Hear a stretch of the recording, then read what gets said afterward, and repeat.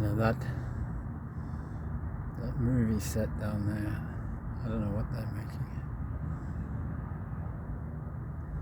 Maybe it's a movie about recycling stuff or something.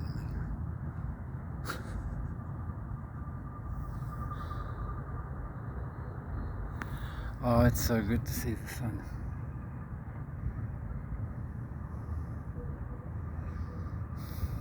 Another problem was that, well, I don't know if it's a problem, that INM GobMex page,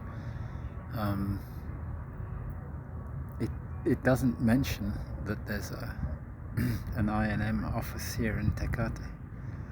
It says Tijuana, and I only found out when in the street I met a Haitian couple, and I was talking to them, and they said they were here to do trámites, and they were in the internet place underneath the hotel in that I think it's called Calle Primera. I daren't go in there and use. If I go in there, maybe it'll get cut off, and they won't be able to access that page anymore either. But I asked them. They said they'd come from Tapachula. They'd done the whole Colombia, Panama, and spent a month in Tapachula. And they said they were in Tijuana, and I asked how it was there, and I said, are there hay muchos problemas? And he said, no hay problemas. And I said, so everyone's got somewhere to stay, it's all okay. Oh no, falta mucha casa, no hay casas, and things like that. It's not a Tahitian sense of humor, it's just Tahitian. Just being without a house doesn't reach the bottom of the scale of problemas.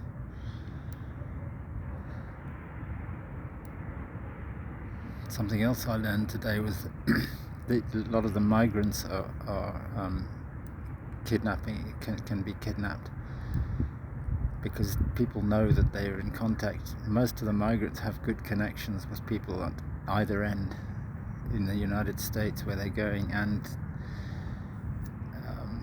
at home, so they don't bring all their money with them. They leave it with people at home, because you're going to get robbed dozens of times on your way up here, obviously. And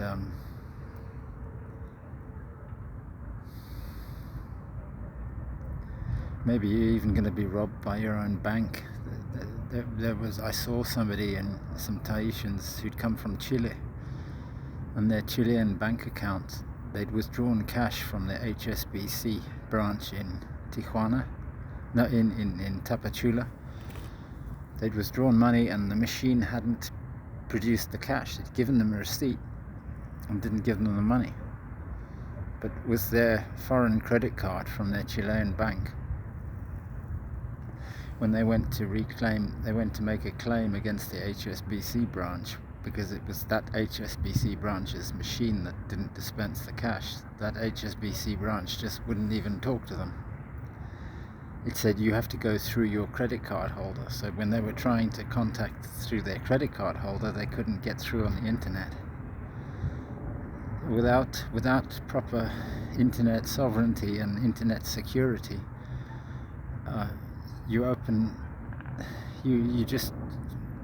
you multiply the opportunities to defraud people.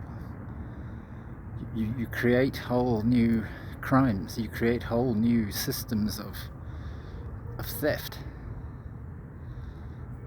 and you've done that by creating such a stupid, insecure internet, and maintaining the facade that it works. People like my friends, 3 Blue 1 Brown, and people like James Corbett, who all swear by the secure DNS and DNS. Yeah, well, you must know something about it that I don't, because that system can't work as far as I can tell. It can't work.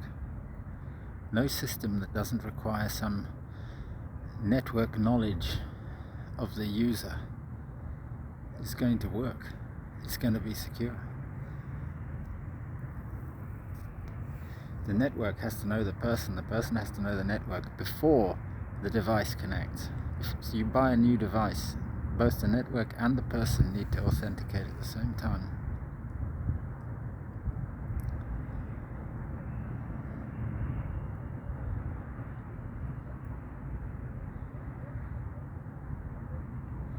Same with a piece of hardware like a peripheral. You plug it into the computer. The two have to know the network before they're able to establish the connection. The network has to know both the device and the peripheral.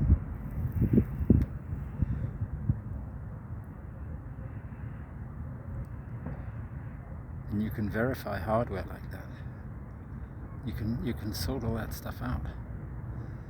But if you go around maintaining a facade that private servers are cool things to have, and you just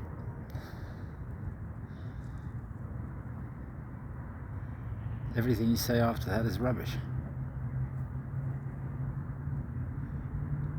That isn't a communications mechanism. It's a mechanism for fraud and crime. Much worse crime than fraud.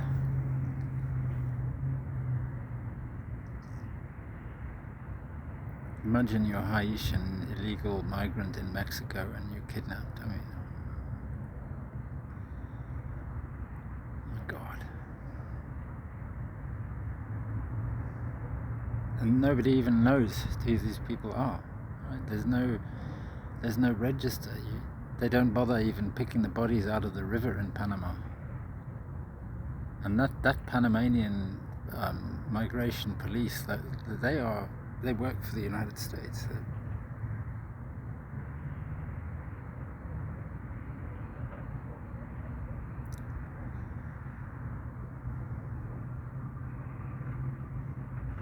All these proxy governments and things, it's just disgusting. It's fucked everything up.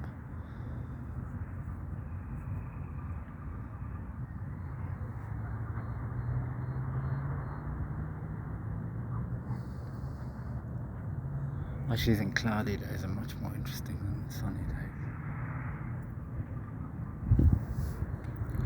Just think about the amount of water up there. Gigatons of water.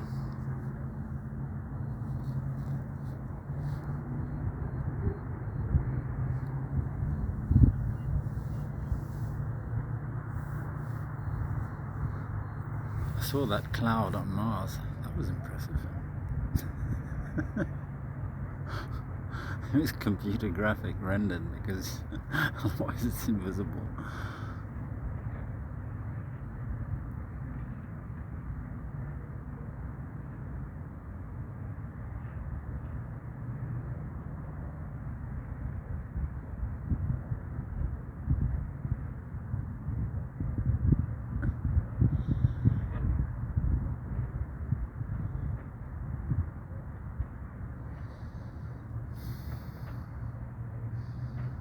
The line to the United States only goes up to just down the bottom of this hill here.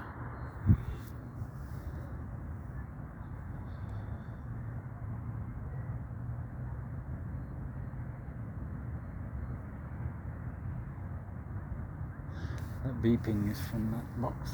They fixed it for a couple of weeks, but it started again. It's still not lit at night.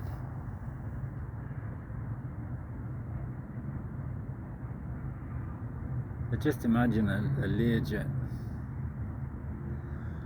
Looking at that, I just couldn't believe that it wasn't faked. I just looked at it. I thought this is a piece of theatre. But imagine that. Imagine thinking you're safe on a you're being medically evacuated on a jet. You think everything's fine, and that happens to you. Oh my God.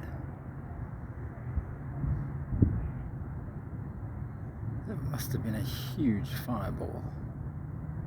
Surprised that the old buildings around weren't on fire.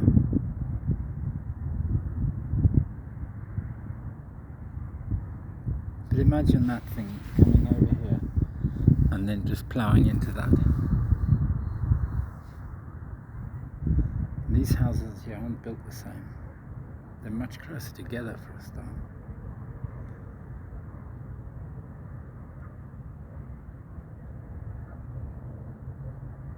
I know that there's no airport near here that people are doing complicated approaches for and things like that, but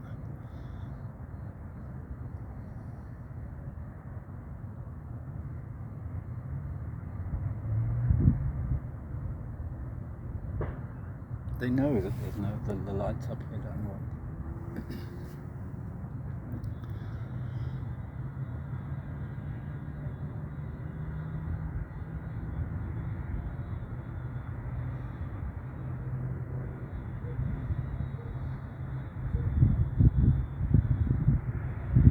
Sunset last night was absolutely spectacular.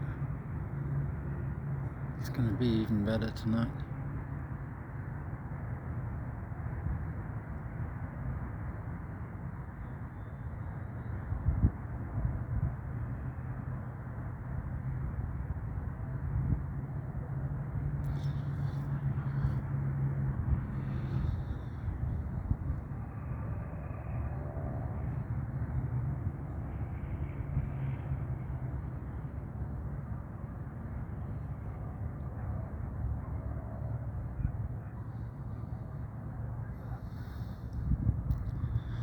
One thing I never dared imagine was maybe showing what I'd written so far to a publisher and getting an advance on a book. That used to happen in the old days. Authors could do that. They could show what they were doing and they could get an advance. I don't know if new authors could. Maybe the competition got so fierce that the publishers didn't have to do that anymore.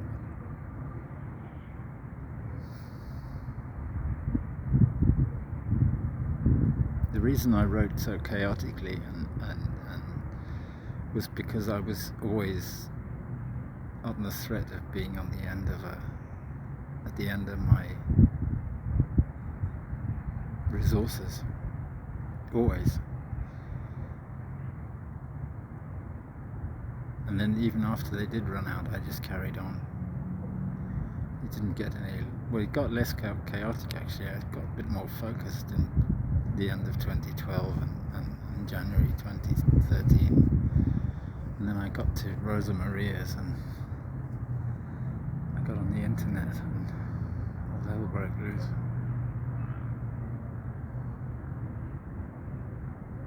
Until they cut the internet connection.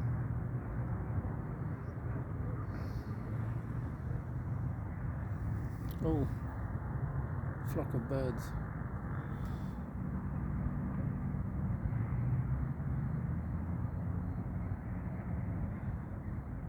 They've gone to America without passports or COVID tests or COVID vaccinations.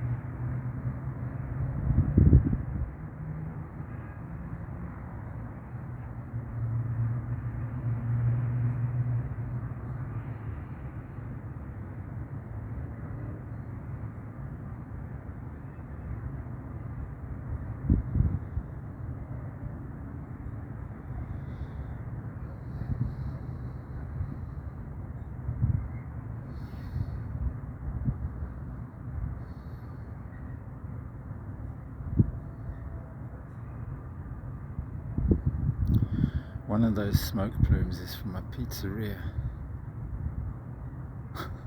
by the Soriana. There's a really popular, I can't remember who it is, Pepe's Pizza or something, down there.